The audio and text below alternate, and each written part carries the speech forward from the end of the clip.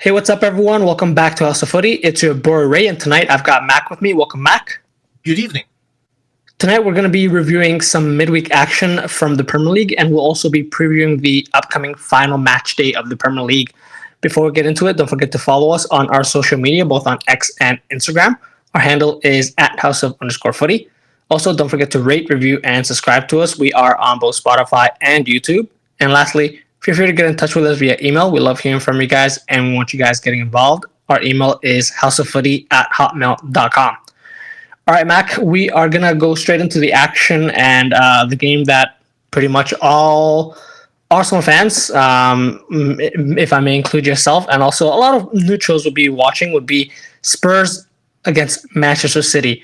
Now, of course, we know that this game was a game that City had in hand, and if they won, they would go above Arsenal in the table. They did get the win ultimately 2-0, though it wasn't the easiest game, I would say, for City. I think it took them up to, was it the second half when they finally scored through a Haaland tap in. I guess you could say it was a little bit closer in the beginning, but what were your overall thoughts as you were watching this one, I'm sure?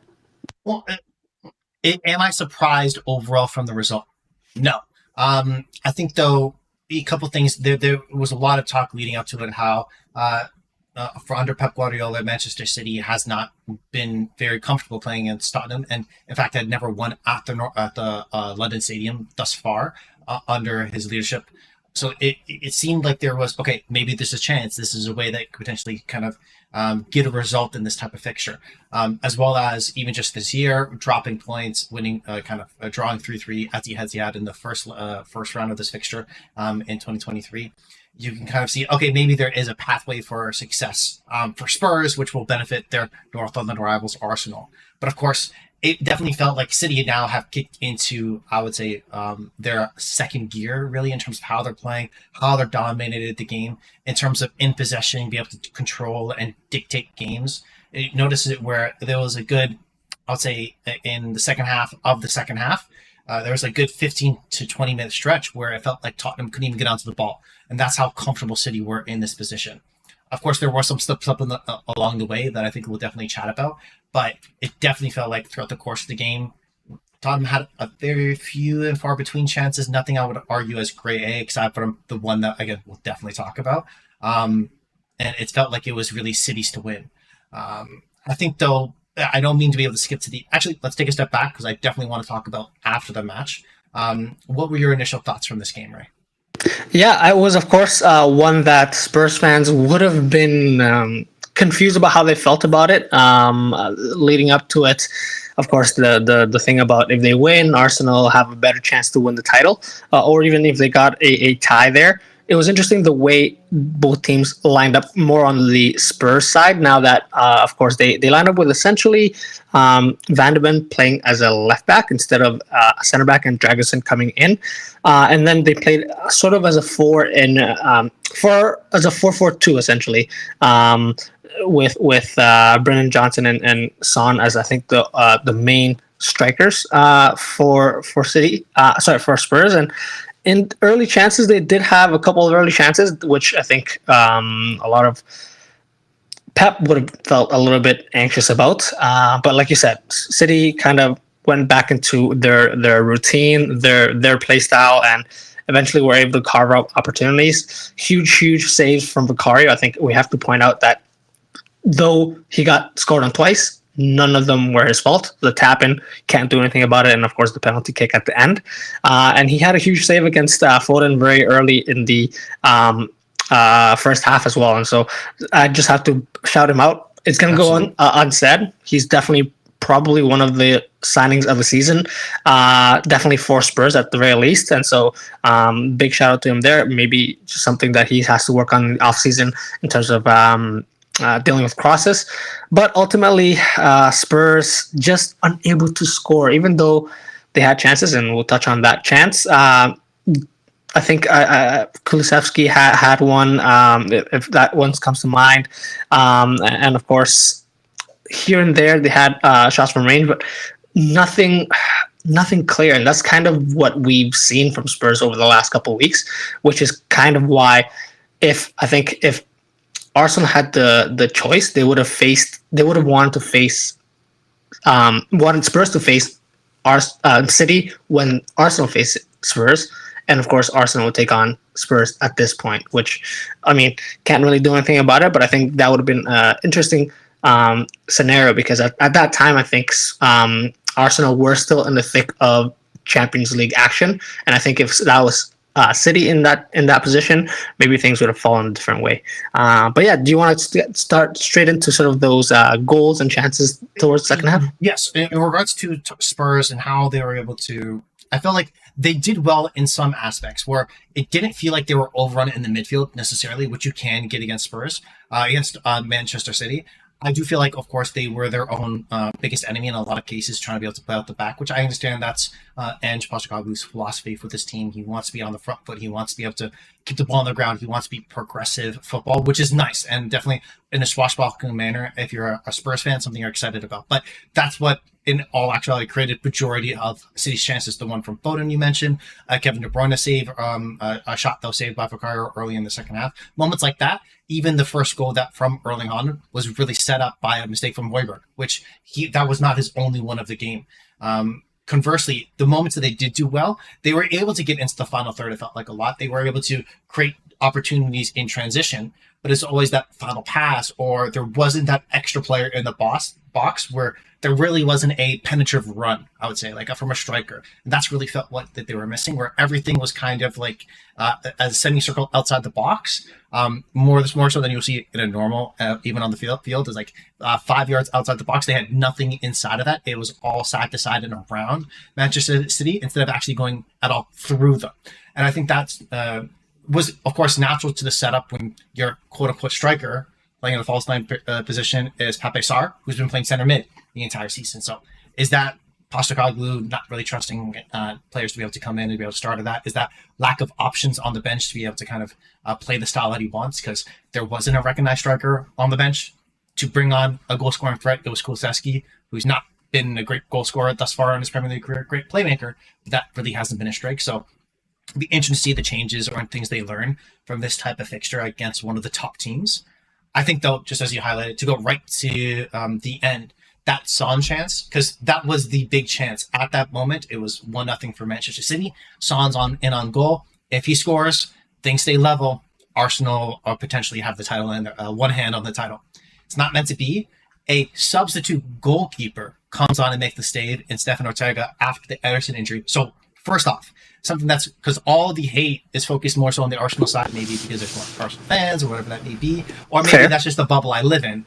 But you have to give Ortega the credit for coming on cold, making that save in that moment. Yeah. Did Son make it easy for him? Yes. But Ortega had to be there, and he was. But in that moment, you would have expected, I guess, from what we've seen from him, not just the season, but his entire Spurs career, him to put that away. That is a stereotypical Son moment. Maybe he needs a little bit of the Harry Kane juice to the past for him to be more clinical in the moments. I don't know. But the memes were flying, and of course, this feeling is a little bit a couple minutes later when Pedro Porro, of course, commits a blatant penalty against Jeremy Doku, which, again, underrated part of the conversation. Great substitution by Pep Guardiola. Bringing on a player like that. Oh, they are going to have to press forward. They need to win. Let's bring on a pacey winger who's going to go at a very, I would argue, Pedro Porro, great offensively, questionable defensively. And let's try to see if we can expose him towards the latter stages of this game. So overall, again, those two huge moments, both of them don't go in Spurs' favor and puts Arsenal potentially in a, again, I know I'm being a little bit Arsenal focused here. I apologize. It is what it is.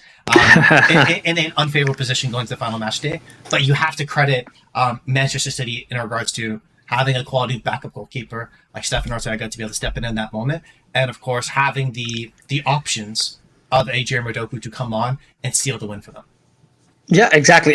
That save, I mean, we know the impact that has had all on social media, of course, with Son potentially tying it up. But like you said, a lot of people were saying, oh, I mean, Ortega comes on and makes a save and there's so much talk about him. But I think it's very underrated, the fact that he comes on, like you said, cold and is expected to keep focus in a game that's so so high in terms of the stakes, and to put, I guess, to make a case for how high the stakes were. I'm not sure if you saw it, Mac, but I'm sure it's going around social media. That moment when Son is played through, Guardiola drops to his knees, and he's just hoping, praying at that point that that goal doesn't go in. So the fact that that save is made at that moment, it's not quite as big as, of course, one of the biggest saves that we saw this past winter in the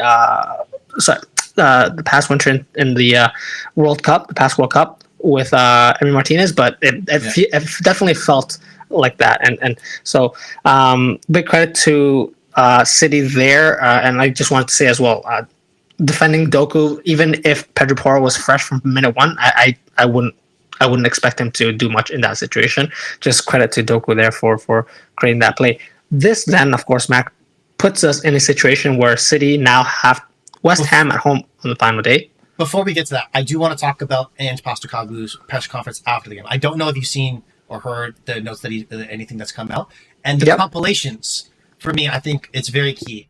Again, maybe this is my hate, and I understand something. I know a lot of football fans. They would rather see their opponents' rivals fail versus themselves succeed.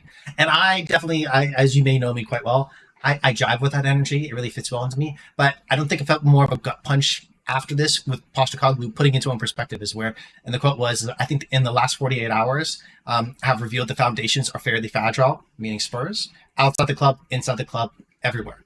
And if your manager's coming out and saying that in the second last game of the season, when you lose this game and now you're guaranteed to not have Champions League football, and a lot of the call immediately was firm. The Spurs fans celebrating the loss, and a lot of everyone else, aside from them, and maybe other teams that maybe don't want to see Arsenal win, that's fine, are calling, that's such a great call from a manager, the bravery to put that when he's getting paid by the club to be able to say something like that.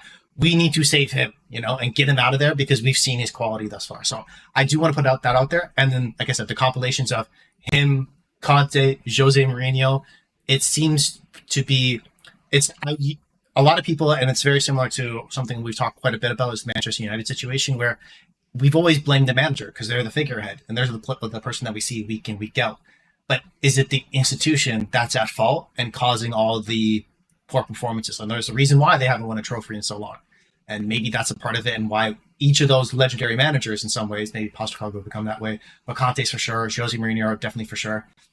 Maybe there's a method to the madness, and they aren't the insane ones. Maybe it's the club itself. Again, maybe that's my hate coming in. Who knows? But sorry, just wanted to wrap on that before we go into my apologies. So you were teeing us up for this. That's a great shout, of course. I definitely saw that going around, and very huge respect for Postecoglou because, as it should be, the manager only cares about his own club and is not really interested in any narrative around his opponents. But of course, that we'll touch a little bit more about Spurs and what that might mean later in this podcast for how they finish the season. The thing that we're all going to have eyes on is, of course, Man City against West Ham this Sunday. First game between these two ended in a 3-1 win by City at West Ham, and West Ham did take the lead in that game. But at this point, City just have to be favorites here to get the win at home, playing the way they're playing, being in. And of course, two situations come to mind: the famous Aguero moment to win the title at the end of the season, probably 2011. It seems like so long ago, but also just 2 years ago when Liverpool were facing Wolves, I believe, and then Man City were facing Aston Villa, and they went down in that game and were able to come back and win it. So it all leads to really Man City coming out with the win here, Mac. I know West Ham are going to be playing the way they play, tough to beat and tough to break down, and of course try to hit the team, the opposition on the break. But apart from this, anything that really you'd be looking out for, Mac, in this game? Obviously, prayers, hopes, trying to collect a couple fortune cookies, you know what I'm saying? Just good luck, rabbit's foot, whatever's required. But no, again, City are heavy favorites. It's odds on right now by the Opta supercomputer, of course. I have to go back to that. That City remain favorites of winning the title by 84% in comparison to Arsenal at 16%. Reason being is because, yes, if they win, it's guaranteed. But if Arsenal draw, they only need to draw as well. So it's a lot of it. It's 100% in their own hands, and they have an easier path to success. Of course, both and as well as Arsenal playing away from home, and then of course City playing at home. So there's a lot of things that lead into Manchester City's favor. However, it's the Premier League. Crazier things have happened. Is there an opportunity? And why I think that this is the one of definitely the first most interesting thing coming into the Premier League is where if we have it at least an exciting or something potentially crazy to happen at the final day of the season, that's all we can ask for. Because there is the potential for an Aguero moment. Who knows? That's something that every, I guess, football neutral fan lives for. And it could go either way for either of these teams. So that's all you can really ask for. But City are heavily favored for that reason. If we were to break down these individual two teams, I think you were spot on in terms of the game plan. We know how West Ham are going to play. We know exactly game in, game out. They're not going to change. And it's David Moyes' last game with the club playing away at the Etihad. You know they're going to try to put out a performance for him. I think the real question is, again, are they just able to hold out City for as long as possible? Because the longer that first goal comes for City, where City don't feel we're creating abundant chances inside the box, then the pressure is going to heap onto them. The situation, which we could easily which could very well happen, Arsenal score early, City score and may not score until maybe after the 70th minute, and that stress, the fear builds up in the stadium, and they'll feel it in that moment. And that may cause that stress to fracture, and maybe there's a break opportunity for, again, if you're talking about players that can score and play well in transition, you're looking at Paquetá, you're looking at Kudus. If you're looking at set piece opportunities, you have James Ward-Prowse, you have Mikel Antonio, you have the center halves of West Ham. There is the template there where you can lead to success against Man City. The question is, are they going to be able to do that first step? Can they survive the first 10 minutes, then the 20 minutes, then the 30 minutes, and not concede and give away, I would argue, more that's been, let's say, more so this year than under previous David Moyes management, where it's so easy to cut through the middle of them after their own mistake that they really give the opposition opportunities. If West Ham are able to not do that and be able to play long into the game as deep as possible, then they'll start to see their opportunities come. Again, it's unlikely to happen. City are heavy favorites, but I'm just excited that we've gotten to this point where anything can happen. That's exactly right. And like you said, David Moyes' last game in charge of West Ham, it is away from home, but West Ham do have experience in that squad, though they probably do have tired legs coming into this game from a long season. And I'm not sure how many of those players have checked out for the season. One of those players could be on his way to Man City in the offseason in the form of Paquetá. So could that be in the back of his mind if he's on that Son chance through on goal, scoring against his potential new employers? That might be some interesting. I did want to, though, correct you, and I don't want to jinx it, Mac. I did want to correct you, though. The game for Arsenal is at home. That's because, famously, they're going to have two trophies present that day. It's going to be one, of course, at City and one at the Emirates. And so anything can happen. And, of course, we know Arsenal are going to do what they can. They're going to very likely beat Everton in the last game. They won 1-0 at Goodison Park earlier this season. And, again, much like City, Arsenal have been fantastic this season. I don't expect anything other than a win there. So, like you said, all they need to do is score early, keep that game under pressure. I know Arteta is going to have his guys drilled and ready for this game.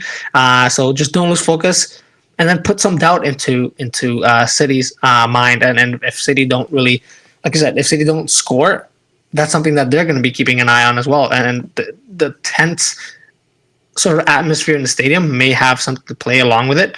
And could we see another Arteta moment where he's on the floor just hands over his face and just praying? So something that will likely be on the lookout for this weekend. I did want to just quickly mention, though, Mac, before we move on and have a break, there was another game that affects the top four for the season, and that's Aston Villa versus Liverpool. That was a very interesting, high-scoring game, 3-3 tie, and that really secured the third and fourth spots for the Premier League this season. Going into next season, of course, Liverpool and Aston Villa will be in the Champions League.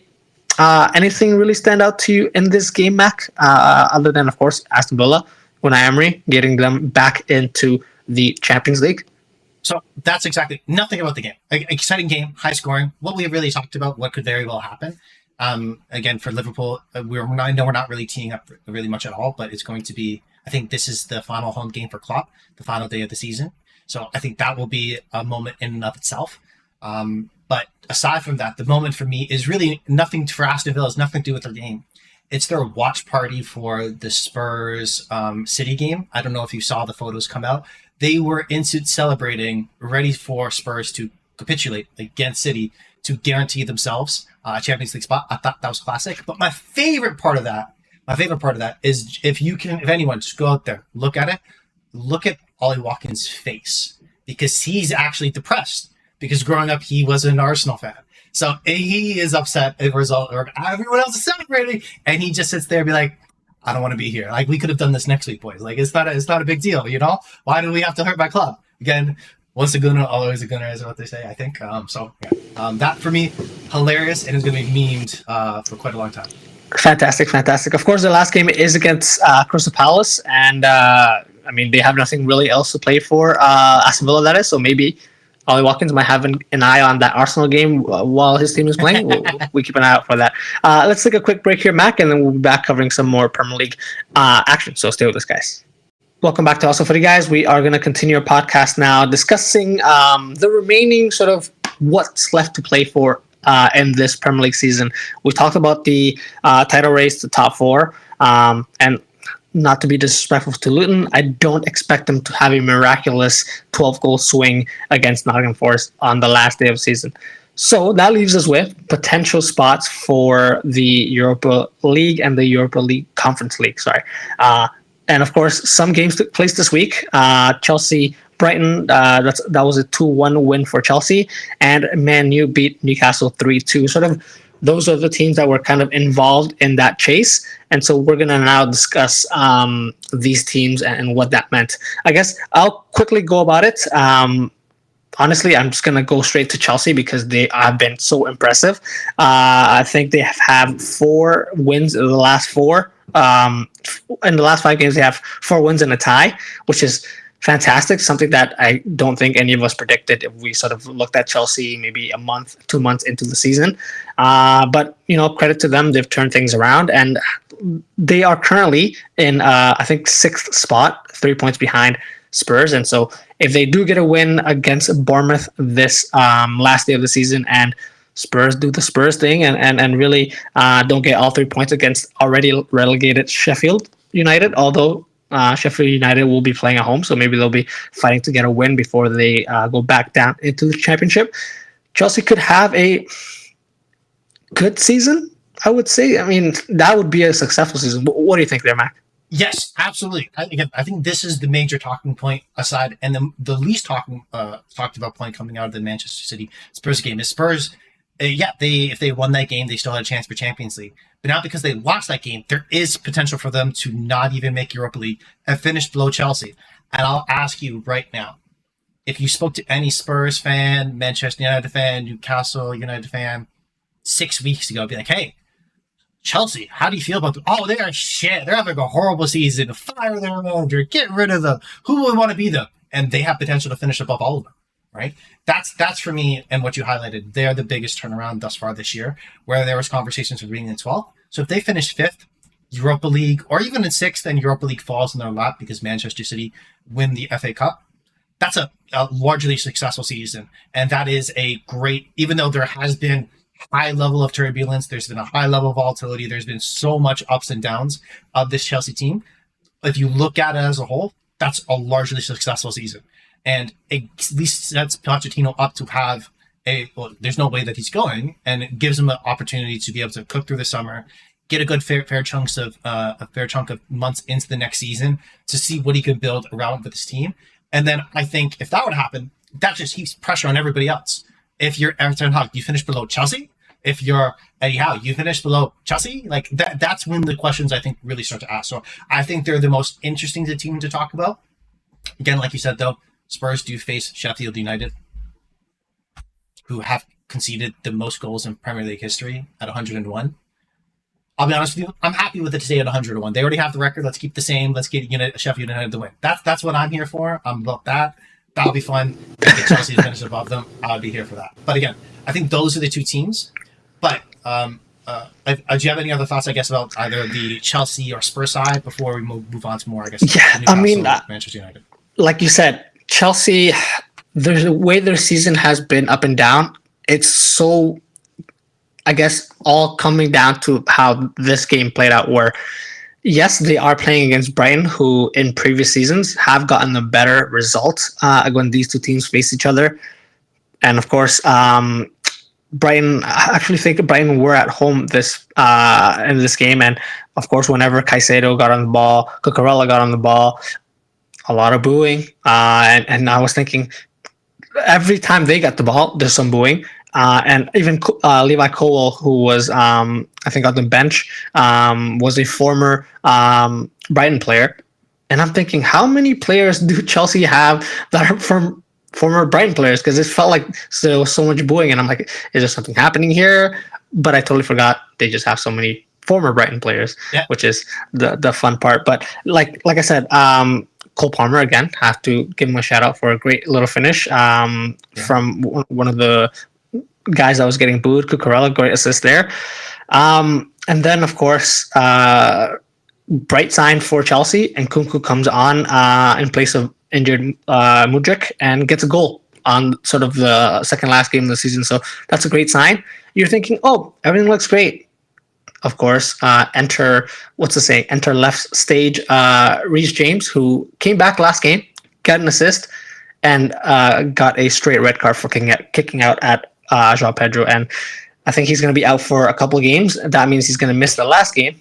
And I think next season he may be missing some games too. So that just encapsulates how Chelsea have been. Any thoughts on them? Thank you so much. I completely forgot about that. You are absolutely right. He puts the right back, and I'll be right back. That meme continues on. So he actually has more red cards than starts in 2024. That is my favorite stat of the season. And I think he still has fewer wins as captain than Jorginho does in the calendar year of 2024, which again, as you know, I hate Jorginho. I'm here for it. Like that again, it's hilarious. I hope this meme continues. Obviously, I don't want to see someone injured, but it just fits perfectly into it. And the worst part is that if, let's say, theoretically, he came back, he played well today, he starts the last two games, because of the increased squad size going into the Euros, maybe he gets the 26th spot, getting to the training to see what happens, because we know the quality he does have. I think that's gone now. I don't think you could take him. I don't think there's any shot. So he really kind of signed his own letter. At the same time, on the other side of the pitch, which you brought up, which was fantastic, Cole Palmer, I think, has guaranteed himself at least a spot on the plane. Will he start? Will he get minutes? Will this be like a whole Jack Grealish situation from a couple international cup tournaments ago? Quite possibly. So I think on both sides. I think the interesting part, and when I'm looking at this Chelsea team long term, I'm very interested about those two players that scored and two players you brought up, Nkunku, Palmer. How well can they play together, and who plays where? Because the question was, I would argue, is that I think if you kind of sat them both down and be like, what's your preferred position? Number 10, right? Obviously, both of them cannot play there. And only in a 4-2-3-1 system, which has been Pochettino's favorite across all of his clubs that he's ever managed, there's only one player for that position. So it'll be interesting to see how that split is organized. Obviously, again, not to say that I don't think it'll be not that I'm saying I don't think it'll be successful. I'll be very interested to see how can they incorporate them at their best, because Nkunku, he came for a lot of hype. I saw him in terms of preseason, saw him a lot play last year. He's a phenomenal player. So if they get him right playing well, they have two players there that are electric, and a lot of Premier League clubs will be chasing. So again, I'm very interested to see how they'll work. But again, for Chelsea, it seems like everything's on the up and up if they can just fix out their captain situation, I guess, right? Yeah. Then let's move swiftly on to a game that took place today. Man United 3, Newcastle 2. Honestly, Mac, I'm not gonna lie to you. This result kind of took me by surprise. I did not see anything other than a Newcastle win here, but Man U really came out, took their chances, of course, with a number of players getting onto the score sheet that I wouldn't have expected either, but again, the way Man U have been playing the season, anything really could happen. Of course, Mainu, Amad Diallo, and of course Haaland coming on in the second half, getting the goals for Man United. And I just have to say, even though this is a great result, maybe it builds a little bit of momentum for them. And if they, of course, go on to win the last game against Brighton, that could be a great sort of boost for them ahead of the FA Cup final against Man City. But I'm still looking at their positioning in the table under Newcastle, under Chelsea, under Spurs, and with a -3 goal difference. Maybe they can get it to a 0 by the end of the season if they get a win by 3 goals against Brighton. But I'm not exactly sure what to say about Man U. But anything on Man U or Newcastle from this result, Mac? Yes. So I think Newcastle here really have shot themselves in the foot because they were the better, I would argue, informed team. I would argue the better team, and come out, and now their destiny is really out of their own hands, where they could have been in a Europa League spot, which, again, after being in the Champions League season, I think that was a bare minimum. So now, in all likelihood, they may be the Conference League, or maybe not even make that going into next season, which will be very interesting to see how they joke with their finances of what they need to do. So I think that's unfortunate for them. The good part for Manchester United, I think it was great to see, and a lot of fans have been calling for it, is the start of Amad Diallo. I'm really happy to see how well he played. He looked phenomenal. He looked like a threat. He looked dangerous when he was cutting in on his left foot, which has not been the norm, I would argue, for any Manchester United right winger. And I think it just sours the taste even further with the Antony signing, where, again, you paid, what, £88 million for a winger who you have a better version of already coming out of youth academy? Not a great look. I would have loved those. After his goal, he ran to the sidelines and then grabbed a Sonic thing as well. That would have been hilarious. I would have been there for that. But again, it wasn't meant to be there, but great performance from them. And something that I think they do desperately need is, if they're going to have any chance to make Europa League themselves, because in all likelihood, as what we've highlighted, is that it should really be between Spurs and Chelsea, but Manchester United could make it, either by things falling in place for them in regards to, again, it's weird, you may lose against Man City and still may potential to make Europa League, but you have to cover up a heavy goal difference, which is not likely. So the more likely scenario for them is where they come out, build confidence in those last couple of games, and pull up an upset against Manchester City, which they're not really favored to. So again, it's great to see you get this a little bit of a positive performance, maybe a positive bounce going into that fixture this week, next Saturday, and this Saturday next week. You know what I mean. Either way, I think, though, my favorite stat that come out of this is really, I think if we look back, and in terms of our preseason, when we talk about things could happen, I really wish I thought of this, because I think this would be very interesting, is which team has seen the most amount of goals. And surprisingly, this year you would think it would be a high-scoring team, but really, it's actually Newcastle. They've seen 141 goals this season because they've scored 81 and conceded 60. So they're a high-scoring, high goal against amount of teams, because they do give up a whole lot of chances. And it's actually fourth most at any side across a single campaign. And the most actually since 2012, 2013, Liverpool, which had 151. And I'm sure you remember the chaosness of that team. Going back there where you're talking about the Sturridge, the Suarez's, and you never know what you'll get out from a team like that, right? So again, overall, disappointed for Newcastle. Optimistically excited for some aspects of Manchester United. I know I'm going long.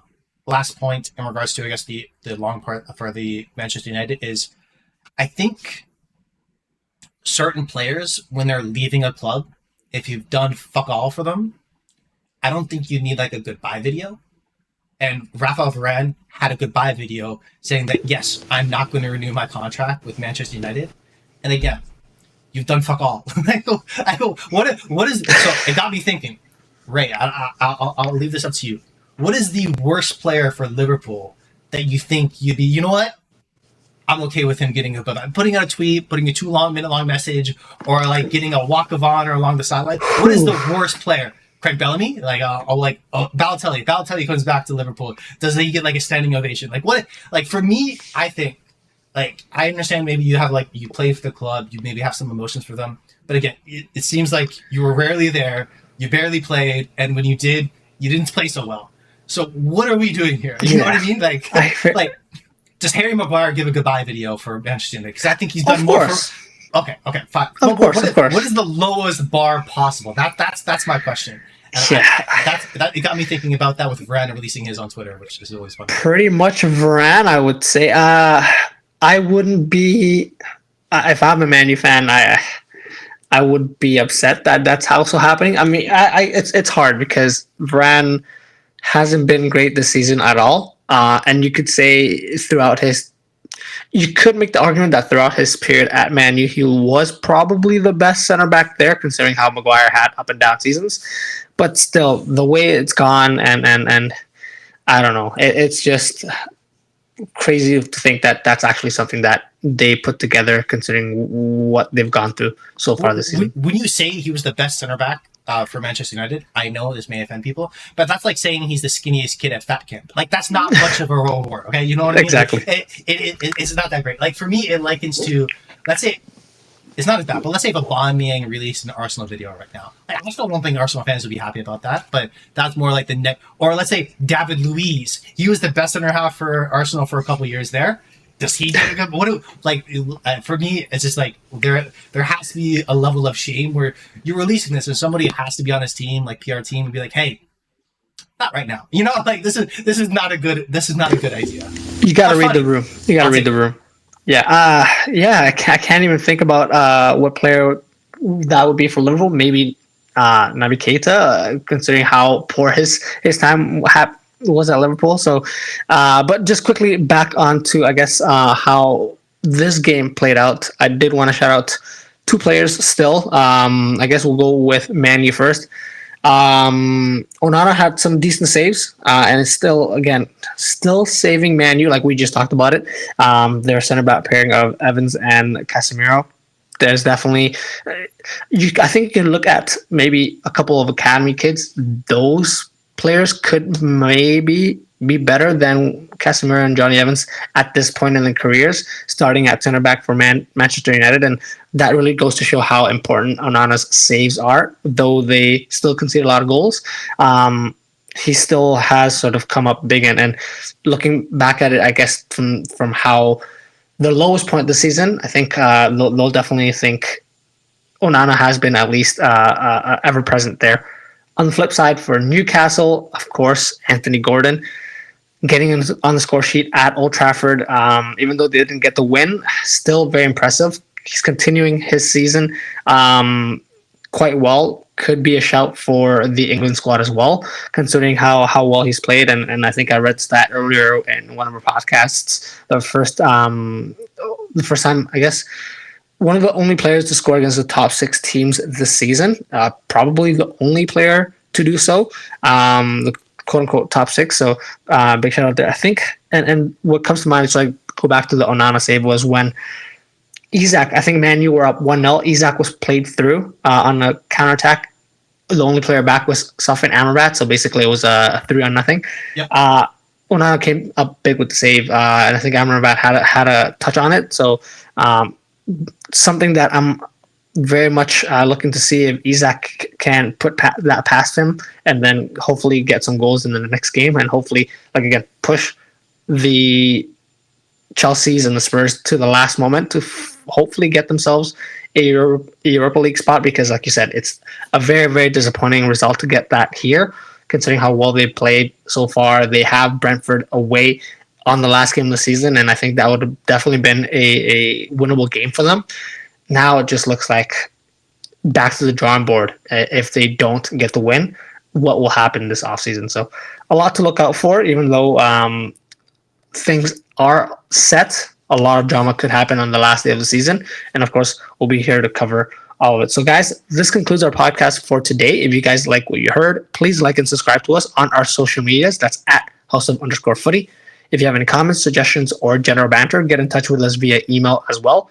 houseoffooty@hotmail.com is our email. The next time you hear from us will be Sunday, when we'll be reviewing the final match day of the Premier League. Until then, Mac, thank you for joining us. Tottenham shit, man. See you guys soon.